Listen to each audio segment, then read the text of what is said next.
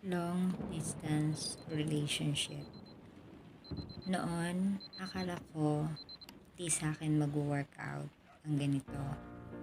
Hindi ka nakikita at di nasisilayan ng ngiti at mukha mo.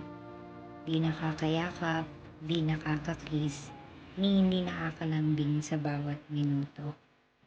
Mahirap, sobrang hirap, pero alam kong may katapusan din ang ganito.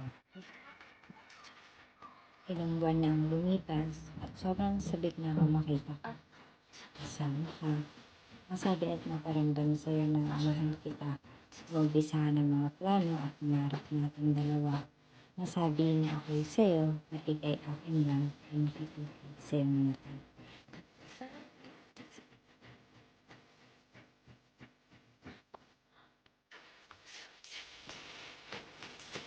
Nakakapagod, oo, hindi ko yan ipakaila. Nakakainit ko ng buhay sa panahon, nakakasama kita. Nakakalungkot na hindi ka mahawakan o kahit kita. Pero ayos lang dahil ang plano ng Diyos para sa atin ay mas natuda.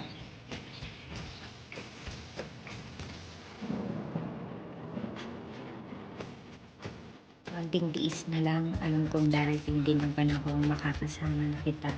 Konting gabi na lang itutulog ko, hindi kita katabi at nakakasama.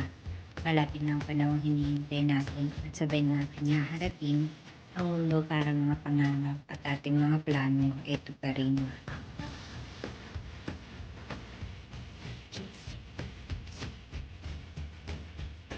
Babe, tandaan mo palagi na nandito lang ako para sa'yo. Kapit lang, tiwala, dasal parati at walang susuko. Mahal na mahal kita, yan po lagi ang tandaan mo. Tayong dalawa, magkasamang bubuo ng ating mundo.